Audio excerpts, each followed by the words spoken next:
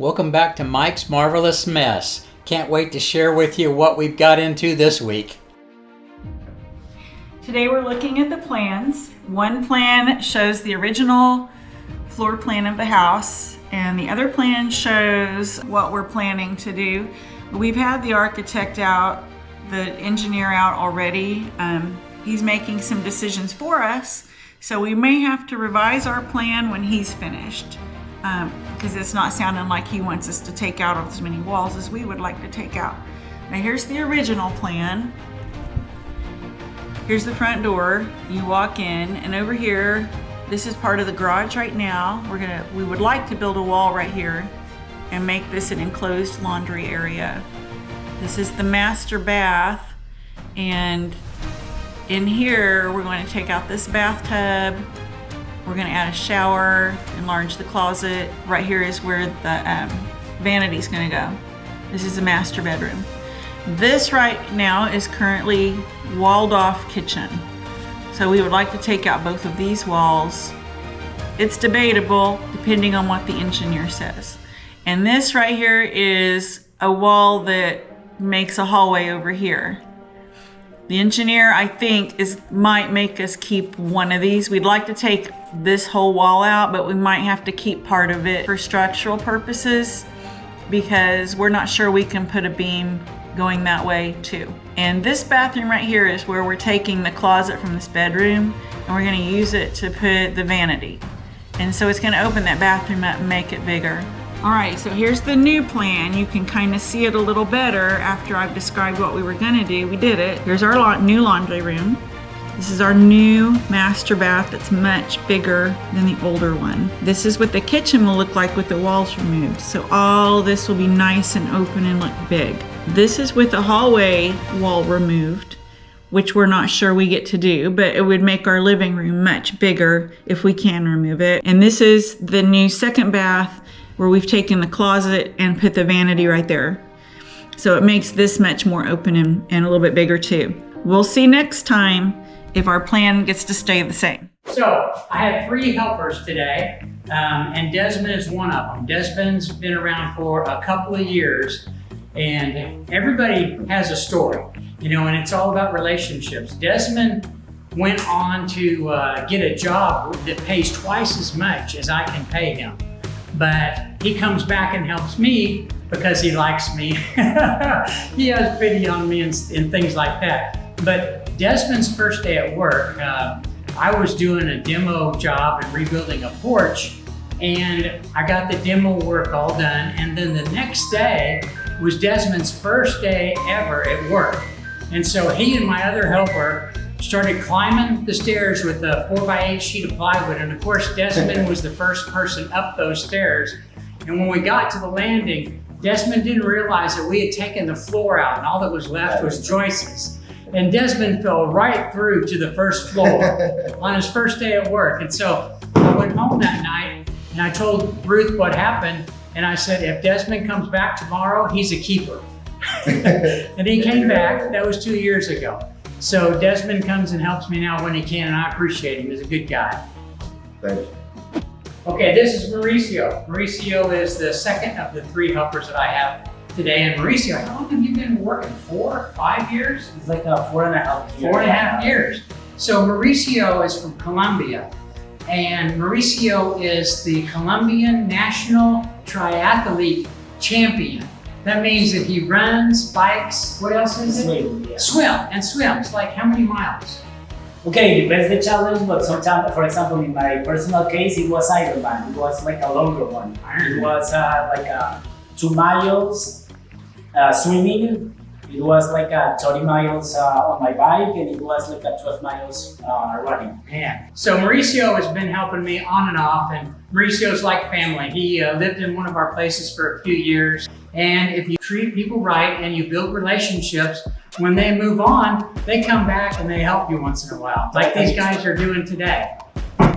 Okay, Mauricio and Gabriel have made short work of this little tile area. And they've got the tile out, and now they are trying to get the plywood out. Looks like we're about to make some progress here.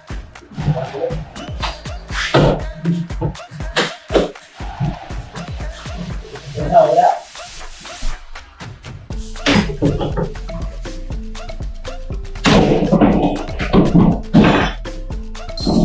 So we got the first piece of plywood off, and only to find that it's another piece of plywood underneath it that's been patched.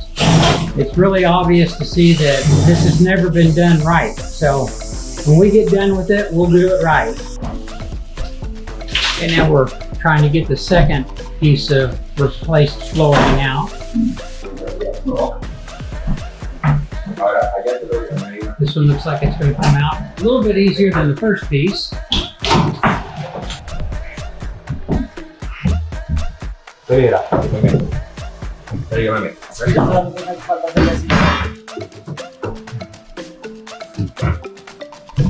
Oh, there it is. Good job. Oh, there's always one that gets your problem. Last one. Yeah. Well, here we are, guys. This gets us down here. Let's see what we got. See if I can get down here without hurting myself again. Please. Okay. See, this looks like to me a really fresh repair. And man, I mean, look at that wood. That doesn't even look very old at all. They just didn't take the time to do it right. They just did it part way. And this is still 3 to 4 inches lower than where it should be. Let's look around down here. Oh, yeah, we got some. Oh my goodness, look at that beam. There's nothing left. Okay. Now, we're gonna have to get down in here a little bit, tear out some more floor. This is what happens every single time in a remodel. You take out one little thing, then you have to take another because you found something rotten. Before you know it, you're all the way down to the joist and the studs.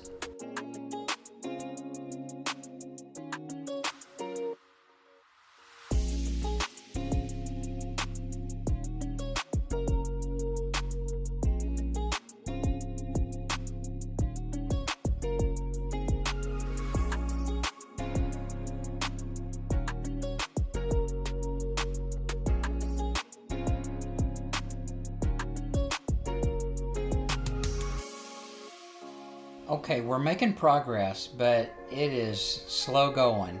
This is what we're dealing with. You've got tile, and then underneath the tile, you've got mud. And then underneath the mud, you've got a layer of linoleum. And then under the linoleum, you've got the tar paper and 3/4 inch plywood subfloor. And then another layer of tar paper. And then if we come over here, you can see this is the original subfloor here. So this is what we started with. And it was that thick. Now the floor is out and we've got a temporary beam, 4x4, carrying the weight of the floor in the house while we use 4 20-ton jacks to support the house so we can make this repair. Now over here you can see the rotten beam that goes across the perimeter of the house, that it's a pressure treated 4x6 beam we're trying to install. And man, it is tight quarters down here, and we've just got to get it maneuvered around these water pipes and everything and get it up into place. And man, I appreciate Casey and Desmond down here into this house making it happen. Okay guys, we have repositioned one of our 4x4 braces to put it closer to the perimeter of the house so that we can get a little bit more lifting power. It is a booger to get this thing back up in there, and you just don't have any space to work or to rotate, so it's just tough. Yeah, like. Okay guys, my helpers are out taking a break, a well-deserved break. We finally, after 5 different tries, we finally got that beam in. So you can see over there in the corner, the new beam butts up against that joist, comes across to this pier, and then goes over, get the light in there, goes over to that other pier down there. That's a 10-foot span got a 4x6 pressure treated beam in there now. So now that we've got that in, we can start with putting together the joists and getting the floor level. Here is the basic structure. I know that it may not look like much now, but hopefully I can get down here without falling. But we've got this beam right over here that goes all the way across now, and that supports everything. And that's what was wore out. It was all rotted and there was nothing left of it. So then, of course, the ends of these joists right here, all of these ends were bad. So on some of these we were able to sister them up, and on others we just went ahead and put all new joists in, like 1, 2, 3 there are all new.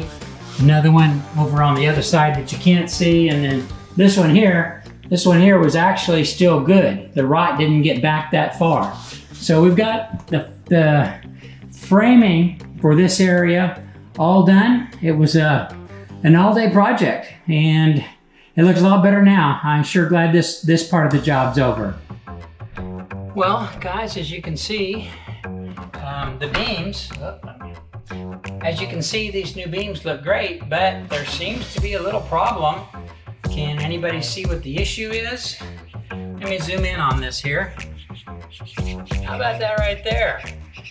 And right there, and right there, and right there. We had no choice but to cut a few water lines in order to get our new beam right there in place. So we are getting new plumbing everywhere, the whole new plumbing system, but you know, we're months away from that probably. So we've got to figure out a way to get all these lines here patched so that we can at least use the toilet. And the problem is this PVC stuff here, this is no problem at all. I mean, I can work on that all day, but this is the problem here. This old galvanized stuff, whenever you try and put a fitting on or take a fitting off, it just breaks. It's crappy. So that's my challenge for the day. I don't know where the leaks are, and I'm here by myself today. So I'm gonna go outside and turn the water on. You guys stay here and tell me where the leaks are.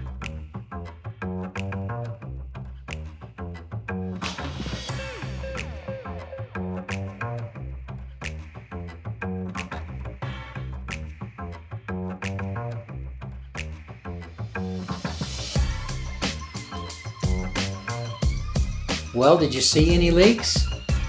I think maybe there's at least one. Looks like maybe one right here.